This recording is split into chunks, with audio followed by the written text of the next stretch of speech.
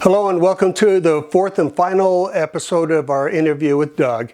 In this, he'll wrap up the discussion and give some of the final pointers that he has for us. Again, don't forget to hit the like and subscribe, and please feel free to comment below, ask any kind of questions. I can always come back with Doug and we can add more interview and more commentary, especially if you have specific questions that you want answered. And we kind of discussed as far as power outages when, you know, I know a lot of folks that I've talked with or dealt with that have got solar often are surprised when the power goes out, their solar system kicks out. Yes. That they're like, I paid for solar so I can have power whenever. $70,000, $50,000 system, Yeah. and the power goes out and I have no solar. Yeah, and they're just like the rest of us. And what happens is the inverter, which is the key component that converts from DC to AC, with these net metering they're called, with the grid, it's called UL 1741 standard, that's one of the UL listings, is the inverter is listening on the grid and they synchronize to the AC wave pattern on both leads. Okay, yeah. So it says, oh, we have power.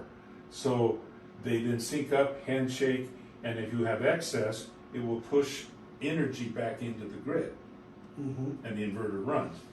If you lose that signal, that 60 cycle second sine wave, the inverter says, I don't know what to do.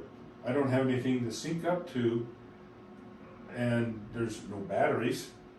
Sure, there's solar, so most of these systems up to a certain point in time just shut off. And they wait for the grid to come back. But there have been some newer inverters, the new tech in the last couple of years, who will provide they'll detect the grid goes away, they have solar power coming in, and they will invert and run the house. Okay, so that's a newer type of inverter. Not all of them are so that if you're type working that, you want to make sure you understand that and discuss that with the salesman. Correct. That whether you're getting that or the older system. But you won't be able to run the whole house. It depends. There's parameters, cost-wise, etc. And the ultimate is like what I have. I call mine the ultimate. You have a battery, and I run my inverter off the battery to power the house. So I don't have to worry if the grid isn't there. I don't care. I'm running the house off the battery through the inverter, regardless if the grid's there or not. So normally, if you're running off power, so you've got to have the switch to shut off on the power grid. Because I know a lot of times they tell us the main reason they cut off is because that way it's not feeding power into the line for the lineman repairing it down the road, so he doesn't get zapped. Yeah, that's UL 1741. That's the standard that does that. That's why they have it shut off, which a lot of people learn the hard way that happens. So to do it, otherwise you have to install the... No, they don't have to install that full, like I'm saying, mine, they have... You either have to get the inverter or install the switch. Right, you need a separate inverter that can do it. It's called a hybrid inverter. Schneider Electric has several of those. I have several Schneider Electric products. I didn't get their inverter though.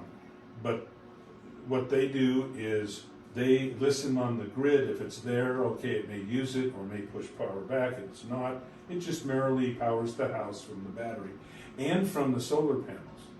What's neat is when the batteries are full, all the power coming in from the solar panel goes to run the loads in the house. Okay. Without going into the battery. Okay. And that's the cool thing. So, the new tech, each year is getting better. Because of that, just got to keep up on what's going on and the new stuff. If I went today, I put my system, designed my system 4 years ago, 3 years ago with the Tesla model, when I go, oh, this is inexpensive compared to the batteries that were in the market then. Let me give a comparison. A kilowatt hour is a unit of energy, and a battery can have so many kilowatt hours in it. Things like Fortress, Simplify, the other lithium ion batteries, they were around $700 per kilowatt hour in battery storage. Okay. And you have five times 700 is $3,500 per battery. Yeah. And that's So that's gonna, so your 1,000 watt microwave will run for 1 hour off of a 1,000 Yeah. kilowatt battery, so. and my batteries I went with that controller. If I had 4, that's when I got my the curves crossed. It became cheaper for me. I got down to $290 a kilowatt hour. Okay, Much cheaper. yeah, Now the new tech out there, the EG4 batteries, $1,500, 5 kilowatt hours, $300 a kilowatt hour. yeah. So today, if I was starting from scratch, I would go with an EG4. It comes packaged, ready to build, simple to put in. You can put 30, 60, 90 kilowatt hours of battery in there. And Okay. the inverters are $1,200 a piece. You want 240, you need 2 of them. If you want, and that'll handle 13,000 watts, which is around a 100 amp panel. Okay, So yeah. I run my whole house on 5.5 kilowatts, except for the range. So, yeah, it's amazing how technology come along. It's getting better. Now, that brings in the next question is, how long will these solar panels, how long will these inverters and this equipment last? If I put in a system, how long can I expect it to last before I have to replace components? The first big inverter I bought was a 4,000 watt trace inverter. They got bought out by Xantrex, who got bought out by Schneider Electric. This was a 4,000 watt inverter, 24 volt based, and I put that in 2000. It was still running in 2020 when I took it out and stored it, and then I loaned it to my friend.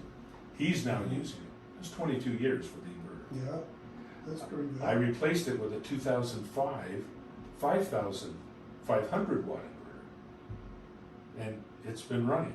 So at that point, how long do these other ones go?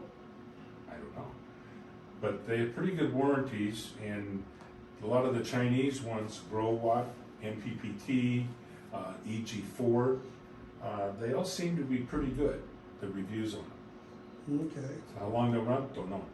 so we're talking 20 plus years that we can expect Yeah. on an inverter. How about the solar panels? They, depending where you buy them, if you buy them brand new, you can get 20, 25, or 30-year warranties. What is the warranty though? It says that in 25 years, let's say, in 25 years, it will still produce 80% of its original rating. But Okay, even after that, it may be 80, 70, 60. It'll still produce power, could be for 40 or 50 years.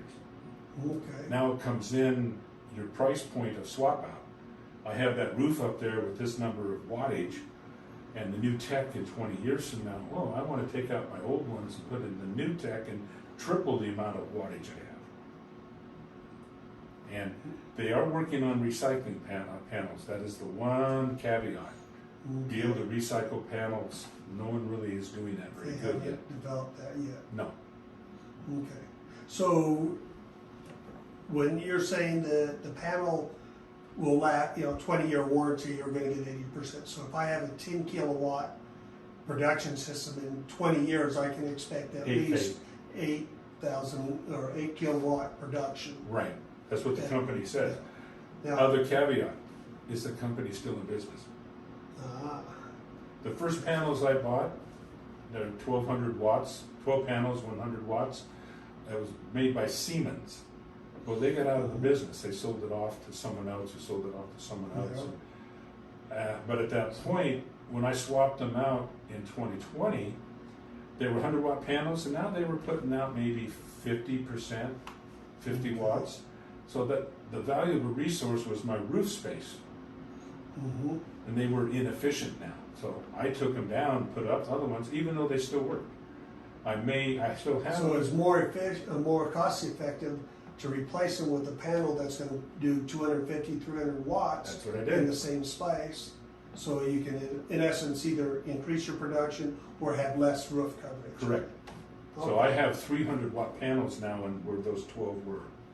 So I have 1,800, 18 plus, yeah, 1800 watts where it used to be 12, with fewer number of panels. Okay, so that becomes part of the equation as far as balancing out Yeah. whether you do it, how long it is. So while it may last longer, it's maybe cost efficient at some point to Just replace rotate, them or upgrade. rotate your inventory. But you can figure decent production for at least What they've 20 rated or for, so yeah. years. You look for that. And so I still have these panels, and I'm thinking, what will I do with them? I could sell them or give them out to friends who want to run a tent or something. Mhm. No, they're still functional Yeah. and they'll still work. I'm not going to throw them away. I have thrown some panels away who just stopped working, but they were French. So We won't go there. So, yeah, it's spreadsheet time when you start plotting which way, what do you want to do. So you want to be educated going into it. You want to keep up your education as you go along, to be aware of what's out there, what's Mhm. coming out, to decide how to best optimize. And like you said, you're now the maintainer, you're the engineer, you're the person that does all this instead of paying the power company Correct. to do it all for you. Now, I've said I've gone to phase 2 where I've replaced all the major components. I'm still using the same wires. I'm still using the same conduit. I'm still using the same roof mounts. Okay. I'm still using the same, So mostly it's a lot switch box. cheaper as you go along to upgrade. And Yeah, I can upgrade this array. I can upgrade, well, this inverter when I want to do it. There's some maintenance I have to do some switching around with, but okay. I reuse the energy already invested in the infrastructure. We're called to balance the system. Okay. Active components are, when I've taught classes, there's 4 main components to almost any power system. There's generation, Mm-hmm. solar panels. There's storage, batteries. Okay. There's processing equipment, fuses, wires, breakers, etc. Then there's loads. You break it down to those 4 different components. Now you can see where each component fits into the overall schematic. Okay. And I have shared with this, I compare it to a toilet. I know you go, what? Water line comes into a toilet, Mm-hmm. goes through the float valve, that's the processing equipment, into a storage tank. And what happens if you don't have a float? The water just keeps running. It Yeah. goes down the drain. We want to turn it off. A battery reached full, so you want to turn off the charging of it. And then obviously you have the load. So That's an interesting way of doing it. Okay, so the last question I have for you is, will these solar systems work in an EMP, whether it be a major solar flare or an EMP blast or anything like that? Will they- depends. We don't know really. Well, we do know that there will be damage depending where an EMP blast occurs and where it is in relation, the protective covering of the equipment. A few years ago, I would say that we're at a loss, a lot of possibility we could lose. But in the last year, a company called EMPShield.com has come out with products. And they then say we have passed these DoD specifications. Okay. All right, I started out as a physics major, but I went to computers, so I don't know all the physics. But they claim they can clamp voltage spikes in billions of a second, which is what an atomic blast will generate voltage fluctuations that fast. Current surge protectors, like on these computers, they're in milliseconds. Yeah. They can't clamp. So EMP Shield, you can put one on each array I have 4 arrays, so I need 4, but they happen to have dual units. So for $500, I can protect 2, $500 protect 2. And $500 AC on my panels, $500 on my grid AC coming in to clamp it down. Well, geez, we're talking $2,000, right? On a $27,000 outlay. Yeah. And you have no guarantee it'll work, some say. True. But if I don't put anything on there, Yeah, but your chances go your up. chances go up. So if we do EMP, we're back in 1850. I'm trying to keep some 1930 technology, electricity, Yeah. operating in my serfdom, if you will. So it can damage it, depending upon the specifics, obviously. Without going out and blowing up some EMPs, it's kind of hard to... Well, you can watch Jack Bauer in 24, and they did that in LA, that TV show. Fictional. Yeah, I mean, but short of actually coming up and detonating, running different live action tests, which obviously isn't a... They do it out in Nevada. They do have some companies who do that EMP. There's a YouTube video that's on that. Okay. So there's some limited testing that's done. Has been done. Okay, but a widespread up in the atmosphere EMP blast, I mean, we don't know. we're talking about nuclear. That's a whole different ballgame. Yeah. So. Right. Well, thanks for chatting with it's me. been good. Hope it was useful. Hope it was useful to the viewer. Yeah. All right. Thanks. Knuckle. Thank you for listening to my interview of Doug. On this section, I would love to hear your comments, any questions, any issues you have with it. And don't forget to hit the like button and the subscribe button to keep getting notified when other videos come out.